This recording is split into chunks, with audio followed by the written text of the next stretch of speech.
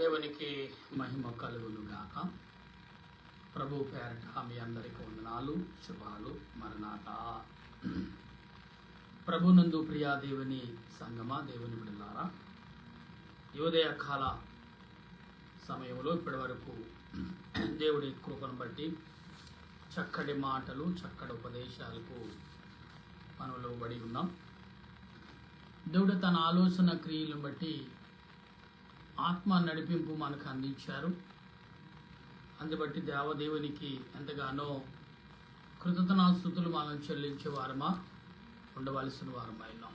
ఎందుకంటే దేవుడు తన ఆలోచన క్రియలను మనుషుల పట్ల ఏ రకంగా చూపుచున్నారు, ఏ రకమైన ఆలోచనలో ప్రభు ఉన్నారు అనే ఆలోచనలోకి మనం వచ్చినప్పుడు దేవుడు తన కృప ఆశీర్వాదం బట్టి అనేకమైన విధములుగా దేవుడు మనకు అందిస్తున్నారు. కనుక ఈరోజు వాక్యం కొరకు ప్రార్థన. సర్వోన్నతుడా, సర్వాధికారి అయిన దేవా, నీకు స్తోత్రాలు తండ్రి.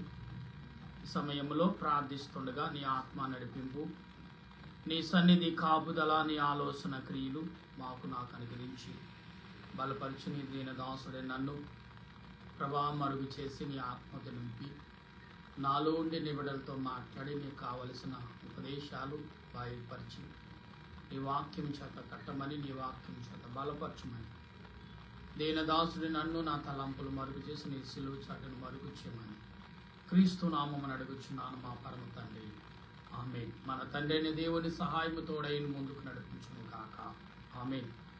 ప్రభునందు ప్రియా దేవుని సంగమా, దేవుని బిడ్డలారా, మన ఉదయ కాలం మరి చదువుకున్నట్టుగానే దేవుడి లోకములో ప్రజల కొరకు అనేకమైన సూచక్రియలు చేసేవాడిగా ఉన్నారు. ఎందుకంటే దేవుడు ప్రతి కార్యములో, ప్రతి ఆలోచనలో ఏదో సూచక్రియ, ఏదో ఆలోచన చేస్తూనే ఉన్నారు. అందుబట్టి దేవదేవునికి ఎంతగానో కృతజ్ఞతాస్తుతులు మనం చెల్లించేవారమై ఉండాలి. ఎందుకంటే దేవుడు తన క్రియలను, తన ఆలోచనను అనేక రీతిలుగా మనకు అందిస్తూనే ఉన్నారు. అనేకమైన విధములుగా మనకు కలగజేస్తూనే ఉన్నారు. అనేకమైన రీతిలుగా ప్రభు అందిస్తూ నడిపించేవారుగా ఉన్నారనేది మనం మర్చిపోవద్దు. ఎందుకంటే దేవుడు తన క్రియలను, తన ఆలోచనను నీకు నాకు అందించేవారుగా ఉన్నారు అనే విషయం ఎప్పుడు కూడా మరవద్దు అనే విషయాన్ని చాలా జాగ్రత్తగా, తేటగా తెలుసుకోవలసిన వారమై ఉన్నాం. ప్రియులారా, దేవుడు ఎందుకు ఈ రకమైన రీతిని మనకు అందిస్తున్నారు, అసలు దేవుడు ఏం చెప్పదలుచుకున్నాడు మనుషులకి అని మనం గమనించినప్పుడు దేవుడు ఆత్మ నడిపింపు, ఆత్మ తలంపులు మనకి ఇచ్చుచున్నాడు అనే విషయాన్ని మనం మర్చిపోకూడదండి. ఎందుకంటే దేవుడు తన క్రియలను బట్టి మనుషుల్ని ఎంతగానో బలపరిచేవారుగా ఉన్నారు. కనుక మనం ఆలోచన క్రీస్తునందుల విశ్వాసం వలన నీతి అనగా విశ్వాసను బట్టి దేవుడు అనుగ్రహించు నీతి గలవాడినై ఆయన యందు అగపడు నిమిత్తమును ఏ విధము చేతైనను మృతుల నుండి నాకు పునరుద్ధానమును కలగవలెనని ఆయన మరణ విషయములో సమాన అనుభవం గలవాడై ఆయన పునరుద్ధాన బలం ఎరగ నిమిత్తము ఆయన శ్రమలలో పాలివాడు ఎట్టుదో ఎరు నిమిత్తము సమస్తమును నష్టపరుచుకొని వాటిని పెంటతో సమానముగా ఎంచుకొనిచున్నాను. ఇదివరకే నేను గెలిచేదని అయినను, ఇదివరకే సంపూర్ణత సిద్ధితి పొందుతుందని అనుకుంటుని.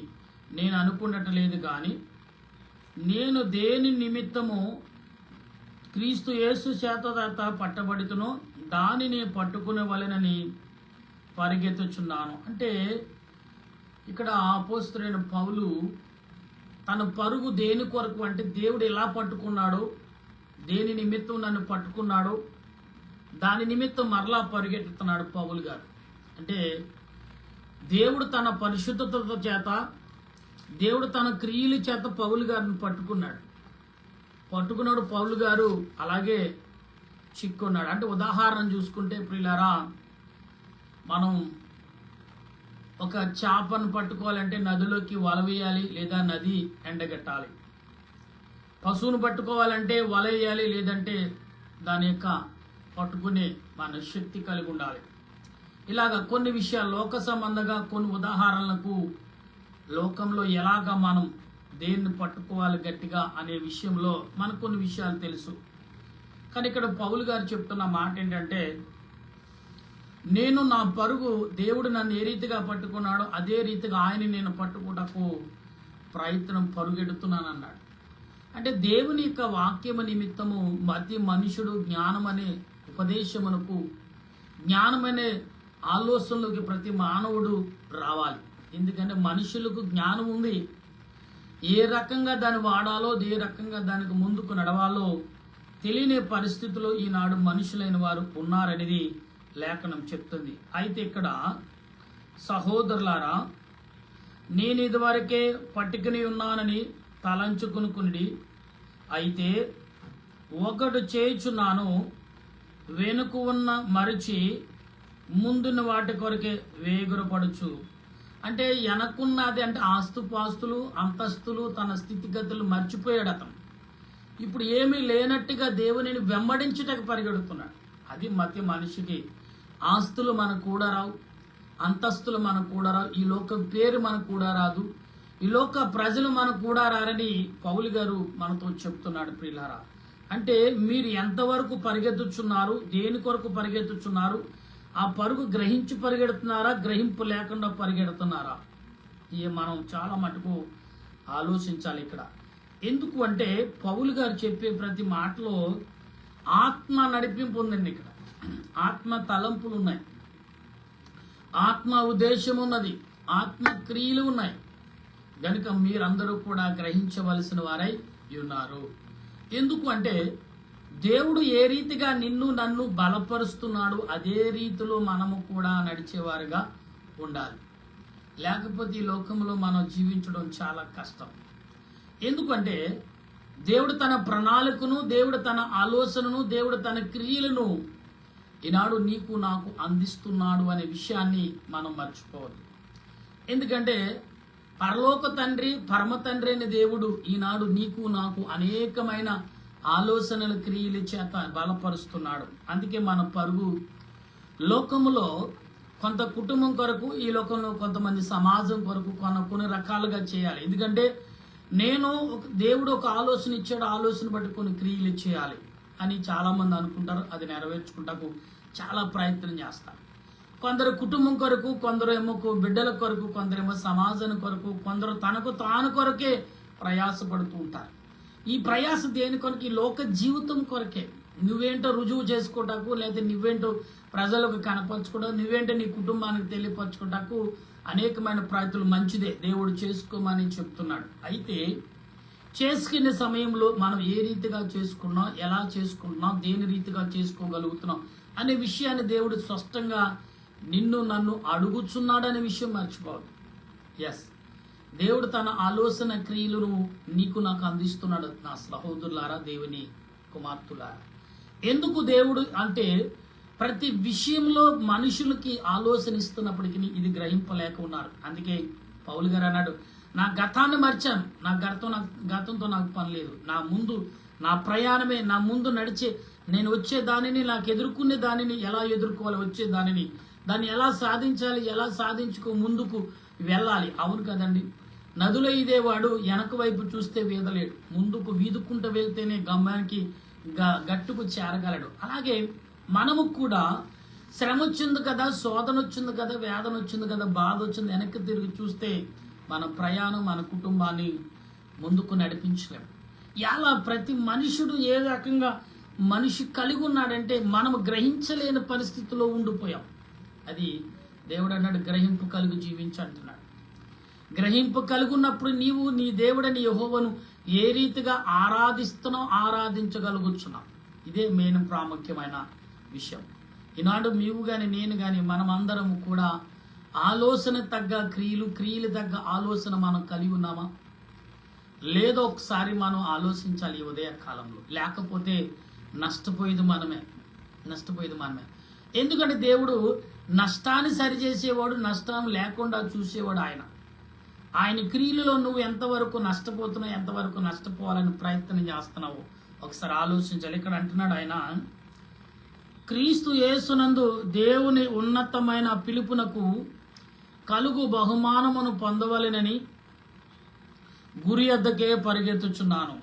కాబట్టి మనలో సంపూర్ణమైన వారమందరము ఈ తాప్రేమ చేత కలిగి ఉందము.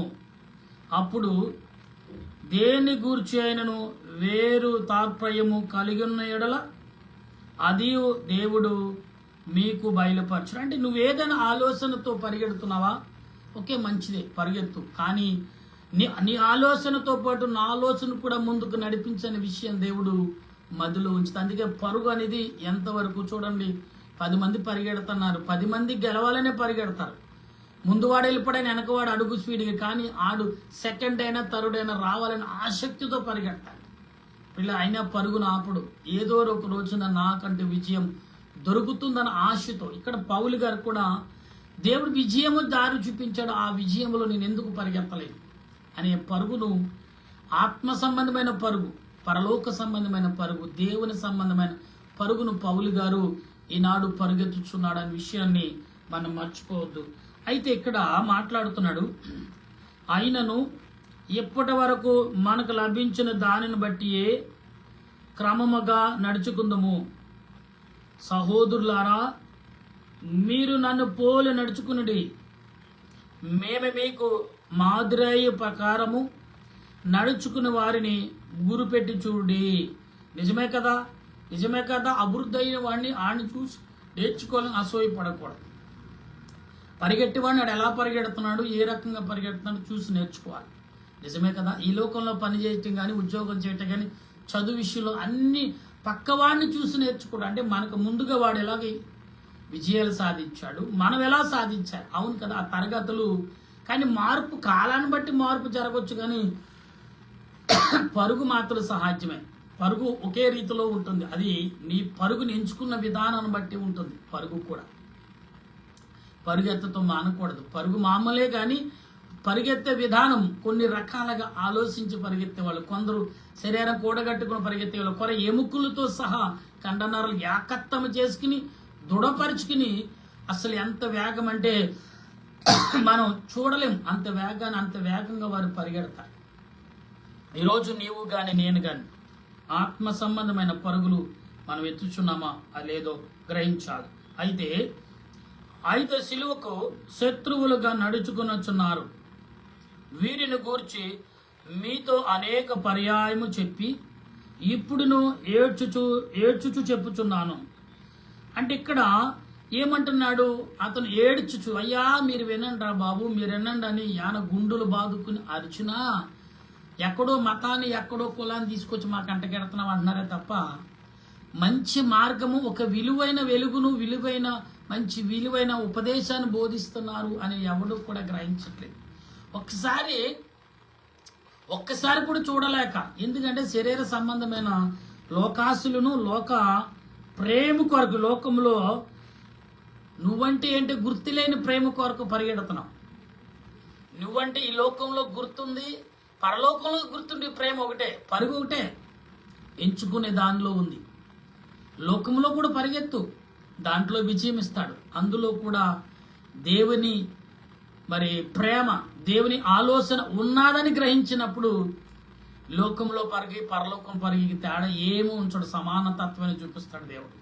అవును, నువ్వు పరలోక వైపు పరిగెత్తాలని చూసిన లోకంలో నీ విజయం ఏంటో, నీ పరుగేంటో, ఇక్కడ నీ ద్వారా ఆయన ఏం ఘనతను పొందుతాడు, ఆయన మహిమ పరచబడతాడు నీ ద్వారా, నీ పరుగు ద్వారా ఆయనకి మహిమ. అందుకే చాలా మంది పరిగెత్తిన వాళ్ళు ఆకాశం వైపు, గెలిచాక ఆకాశం వైపు దండం పెట్టుకునే వాళ్ళు ఉన్నారు, ప్రార్థించిన వాళ్ళు ఉన్నారు, మొరపెట్టి కన్నీటితో ఏడ్చిన వారు కూడా ఉన్నారు. ఎందుకంటే ఆ దేవుడు ఇవ్వబట్టే కదా ఈ శక్తి నేను చేయగలిగానని. నిజమే కదా ప్రియులారా.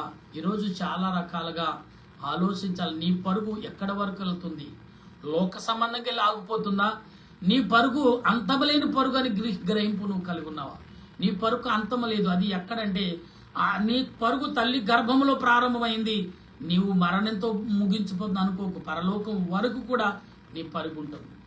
ఎస్, అయితే ఈ లోకంలో మంచిగా పరిగెట్టి నీ పరుగును ముగించావా, మరలా రెండోసారి దేవుడి లోకాన్ని తీసుకొచ్చి నిజమైన పరుగు, నువ్వు ఎత్తిన పరుగు, నీ ప్రయాణం అంతా కూడా దేవుడు నీకు మరలా మరి చూపించగలడు. నీ ప్రయాణం అంతా కూడా దేవుడు నీకు కనపరచగలడు. అటువంటి ప్రయాణం, అటువంటి పరుగు మనం ఎత్తుతున్నామా లేదో గమనించండి. ఇక్కడ అంటున్నాడు ఆయన, వారి కడుపే దేవుడు, వారు తాము సిగ్గుపడవలసిన సంగతుల యందు అతిశయపడుచున్నారు, భూ సంబంధమైన వాటి యందు మనసు నుంచుచున్నారు. ఇక్కడ ఏమన్నా వారి కడుపే వారికి ఏంటి భవిష్యత్తు అంట. అంటే భూలోక సంబంధమైన క్రియలకు మనం సమయం ఎక్కువ కేటాయిస్తాం, కానీ దైవ సంబంధమైన పరుగుకి, దైవ సంబంధమైన ఆలోచనకు, దైవ సంబంధమైన క్రియలకు ఇలాడు ఇవ్వట్లేదు. స్వార్థం, అసూయ, ఎలా సంపాదిద్దాం, ఒళ్ళు నలక్కడకు జేబు నిండిపోవాలి. అసలు ఎవరండి, ఎక్కడ చెప్పు, మంచిదే. అది నీ ఆలోచన, నీ క్రియలు, నీ యొక్క టెక్నాలజీ, నీ టాలెంట్ని బట్టి కొద్ది ఆధారపడుతుంది ఈ లోకంలో. కానీ అది కొన్నాళ్ళకి మర్చిపోతారు నువ్వు చేసే క్రియలు. కానీ దేవుడికి పట్ల నువ్వు చేసిన 2 రకాల బ్యాలెన్స్ చేసి పరుగెడుతున్నావా? అయితే దేవుడు ఇక్కడ నీ కడుపు గురించి కాక నీ యొక్క ఆత్మ తలంపుల గురించి మాట్లాడతాడు. ఆయన ఆత్మ తలంపులు ఎలాంటివంటే, అది పరలోకమందు ఉన్నది, అక్కడ నుండి ప్రభువైన యేసుక్రీస్తు అను రక్షకుడి నిమిత్తము కనిపెట్టుకుని ఉన్నాను, సమస్తమును తనకు లోపరుచుకుని జాలిన శక్తిని బట్టి ఆయన మన దీన శరీరమును తన మహిమ శరీరముగా సమరూపము గల దానిగా మార్చుకును. అంటే మన దీనమైన శరీరమును మహిమ శరీరంగా మార్చబోతున్నాడు అనే విషయాన్ని పౌలు గారు చాలా క్లియర్గా చెప్పేశాడు. ఈరోజు నేను వింటున్నా, నీవు నేను పిల్లరా, చాలా మంది చాలా రకాలుగా మాట్లాడుతూ ఉంటారు. ఎందుకంటే దేవుడు వారి తలంపులు ఇలా బోధకులే కాదండి, పండితులే కాదండి, నాయకులు కూడా, సామాన్యుడు కూడా మాట్లాడగలడు. ఎందుకంటే జరుగుతున్న క్రియలను బట్టి, జరుగుతున్న ఆలోచన బట్టి ప్రశ్నించగలడు. ప్రశ్నకు సమాధానం ఎలా ఇవ్వాలని ఆలోచనతో ముందుకు వెళ్ళగలడు. దాన్ని బట్టి ఎవరు కూడా అతిశయపడటానికి అవసరం లేదు. ఎందుకంటే పౌలు గారు అంటున్నాడు, ఇదిగో నేను దేవుని యందు గుర్రు కలిగి నేను పరిగెడుతున్నాను, అలాగే నా లోకంలో వెనక వైపు, నా వెనక నా బంధువులు, నా రక్త సంబంధం, నేను రాజకుటుంబంలో పుట్టాననే ఆలోచన లేడు. నా దేవుడు నన్ను వాడుకున్నాడు, నన్ను పట్టుకున్నాడు, ఆయన పట్టుకున్నాడు, మరలా పరిగెడుతున్నాను అంటున్నాడు. అంటే ఈ లోకమైన జీవితము ఎన్నో రకాలుగా నేను ఆందోళనతో పరిగెత్తుండొచ్చు, కానీ ఆ పరుగు కొంతవరకే ఉంటుంది పిల్ల. ఆ పరుగు ఎంతవరకు అంటే ఊహించిన పరుగుగా, అర్థం లేని పరుగుగా నువ్వు పరిగెడుతున్నావేమో. అయితే ఒకసారి ఆలోచించు, వెనక్కి తిరుగు, ముందుకు వెళుతూ నీ పరుగును ఆపుకు పరిగెడుతూనే అసలు ఈ పరుగు ఎంతవరకు, ఎవరి కొరకు పరిగెడుతున్నావు, దేని కొరకు పరిగెడుతున్నాను అన్న ఆలోచన నీకు వచ్చినప్పుడు ఖచ్చితంగా దేవుడు నీ ఎడల ఏమైతే కలిగి ఉన్నాడో, నీ ఎడల ఏమైతే ఆలోచన కలిగి ఉన్నాడో, ఆలోచనలన్నింటిలో గొప్ప విజయమని ఇస్తాడు. అటువంటి విజయాల్లో ఎంతవరకు మనం కలిగి ఉన్నాం, ఎంతవరకు నడవగలుగుతున్నాం, ఎంతవరకు ఆలోచిస్తున్నాం. ఈ లోకంలో చాలా మంది అలిసిపోయినట్టు పరిగెడుతున్నారు. అలిసిపోయినట్టు నీ గుండు కూడా తట్టుకోలేని పరుగులు. అందుకే హార్ట్ అటాక్ వస్తుందంటే ఎందుకని?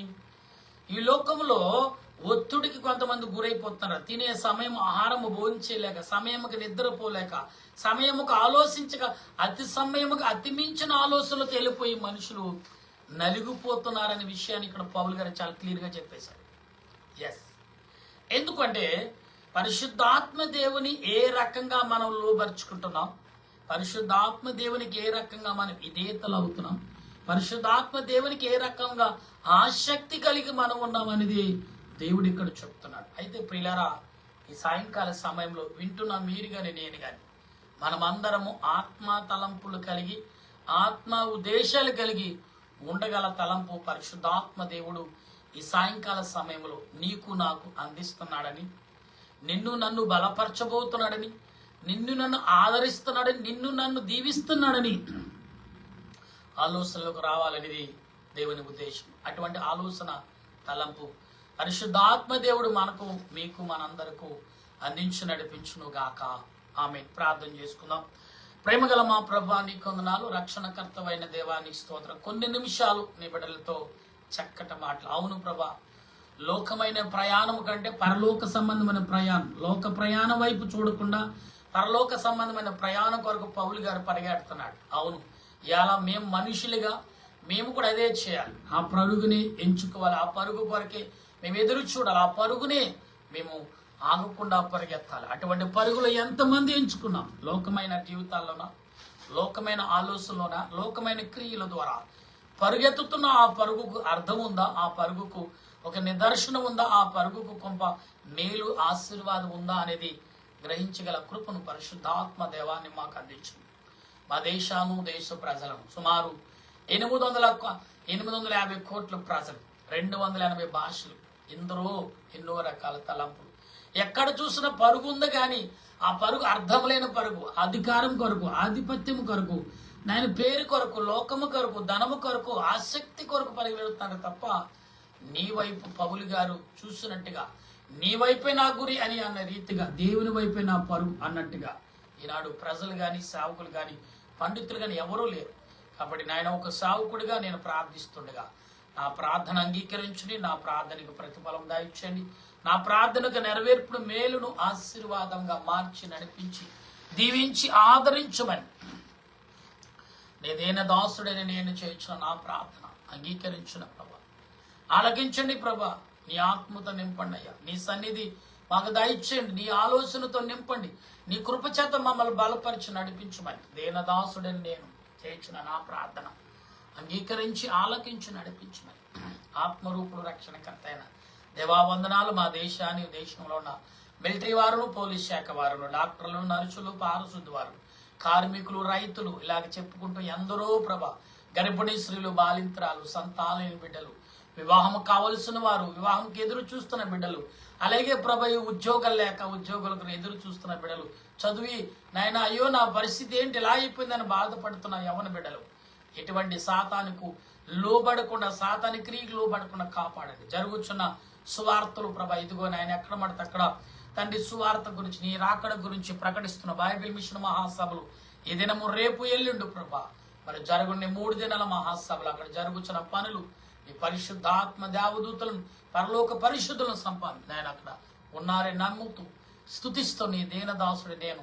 ఉదయకాలం ప్రయాణమై వెళ్ళొచ్చుండి. నీ సన్నిధి మాకు తోడుగా ఉంచి నీ కాపుదలతో వర్ధిల్లి చేసి నీ సహాయం అనుగ్రహించమని ఈ దీనదాసుడు ఎందరైతే మాటలు వారందరి వారి హృదయాల్లో దేని కొరకు నా గురి, దేని కొరకు నా పరుగు, దేని కొరకు నా ఆలోచన, దేని కొరకు నా తలంపులు అని ప్రతి వారు గ్రహించగల మనసును అందించి నడిపించమని తండ్రి సమస్తమును, సమస్త వాటిని బలపరిచి దీవించి దేవుడు ఏ మానవుడు, ఏ జీవుని, ఏ దేశాన్ని, ఏ పట్టణాన్ని దీవించలేదని ఎవరు నొచ్చుకోకుండా అంతటన అందరని దీవించి బలపరిచి మహింపనమని త్వరగా రానైన యేసుక్రీస్తు పరిశుద్ధమైన నామంలో అడిగి ప్రార్థన చేయించున్నాను మా పరమ తండ్రి, ఆమేన్. పరలోక మా పరమ తండ్రి నామాన్ని పరిశుద్ధపరచును గాక, నీ రాజ్యం వచ్చును గాక, నీ చిత్తం పరలోకమందు నెరవేరినట్లు భూమి మీద నెరవేరిన గాక. మానవుడు మోదాయిచ్చి మా ప్రార్థన చేసి క్షమించిన ప్రకారం మా ప్రార్థన క్షమించి మమ్మల్ని శోధన కింద రాజ్యం, శక్తి, మహిమా నిరంతరం నీవు అవుతాండి. ఆమెను ఏసురత్వమే జయం, అపాదులను ప్రవేశరత్వమే జయం, అపాదుల ప్రవేశ సంపూర్ణ విజయం, అపాదికంతకు నాశనం. హల్లెలూయా, హల్లెలూయా, స్తోత్రం, స్తోత్రం. ఆమేన్, ఆమేన్, ఆమేన్. మన తండ్రి అయిన దేవుని ప్రేమ, త్రియేక దేవుని సహాయం, పరిశుద్ధాత్మిక ఆదరణ ఎప్పుడు ఎల్లప్పుడు సదా తోడుగా ఉండిన రాకడకు సిద్ధపరచును గాక. ఆమేన్, ఆమేన్, ఆమేన్. మీ అందరికీ వందనాలు. మరణాత.